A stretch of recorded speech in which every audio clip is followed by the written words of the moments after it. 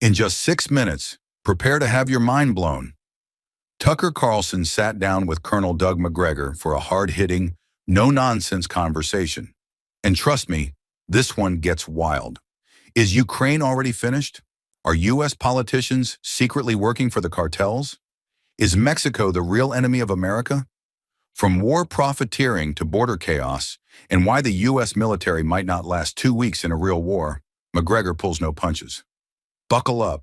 This is not the version of world events you'll hear on the news. Here are 10 key takeaways from the interview. And trust me, you'll want to hear every single one.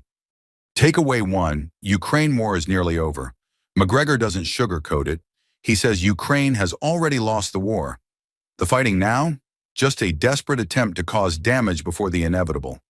Meanwhile, Russia is stronger than ever, calling the shots with total battlefield control. For example, Russia has multiple ways to finish this war.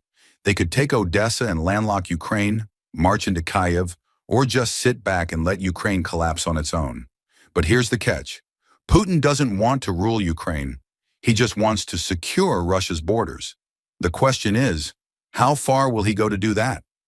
Next up, something even darker. Takeaway 2, Ukraine's government is involved in assassinations. This one is chilling. Macgregor claims that Ukraine's intelligence services are not just fighting Russia, they're hunting down and eliminating critics across the world. He even suggests that a journalist in the US was murdered for criticizing Ukraine. And here's where it gets insane. He warns that even Trump himself could be a target. Think about that. A foreign government potentially assassinating people on US soil. If true, that's terrifying. But wait, it gets crazier. What if the U.S. military isn't even ready for a real war? Takeaway 3, the U.S. military is too weak for a global war. Macgregor drops a bombshell. If the U.S. gets into a war with Russia, China, or Iran, it will be a complete disaster.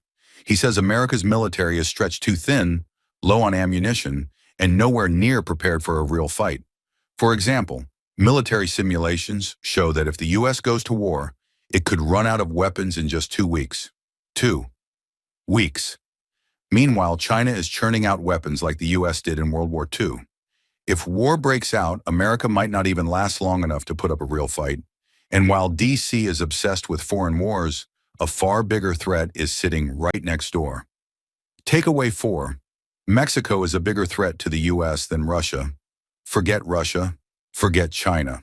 The real crisis is at the U.S. southern border.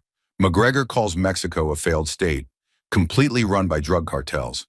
He warns that crime, corruption, and violence are spilling into America at an alarming rate. For example, he points out that fentanyl, which is killing hundreds of thousands of Americans, is manufactured in Mexico and smuggled into the U.S. by cartels. And it's not just drugs. Criminals and even terrorists are sneaking in too. And wait till you hear what kind of weapons these cartels now have. Takeaway 5, Mexican cartels have advanced U.S. weapons. Brace yourself. Mexican drug cartels now have U.S. military-grade weapons, including Javelin missile systems, the same weapons sent to Ukraine. So how did they get them? Simple. Corruption. A huge percentage of weapons sent to Ukraine ended up on the black market, and now they're in the hands of dangerous criminals just across the U.S. border. For example, Texas border officials have seen these weapons firsthand. Javelin missiles are designed to take out tanks. Imagine what cartels could do with them. And it gets even worse, because some politicians might be in on it. Takeaway 6, U.S. politicians are on the payroll of Mexican cartels. Macgregor claims that drug money is corrupting American politics at the highest levels.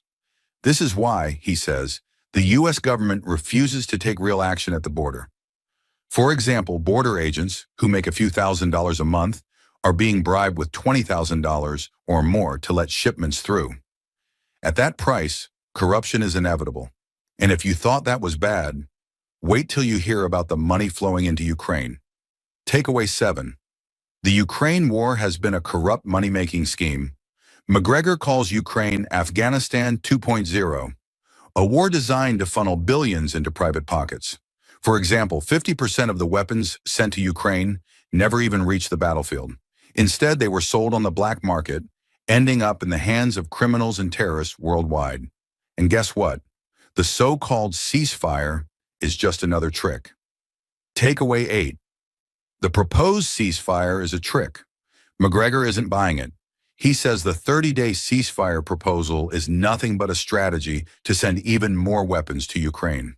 He argues that if the U.S. really wanted peace, it would stop supplying Ukraine altogether. But instead, they're doubling down. Meanwhile, over in Europe, things are falling apart. Takeaway 9. Germany and Europe are collapsing. Macgregor says Europe, especially Germany, is in serious trouble. By cutting off Russian energy, Germany has crippled its economy, and it's only getting worse. For example, he points out that Germany's industrial base depended on cheap Russian gas. Now, that advantage is gone, and the economy is spiraling. And while Europe collapses, the U.S. is chasing resources it doesn't even need. Takeaway 10. The U.S. should focus on its own resources, not Ukraine's minerals. Why is the U.S. so obsessed with Ukraine's rare earth minerals when it has plenty of resources at home?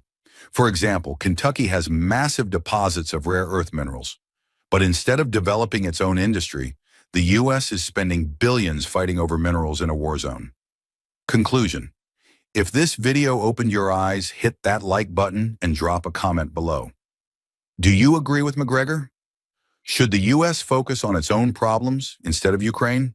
And most importantly, subscribe for more hard-hitting, no BS podcast breakdowns. See you in the next one.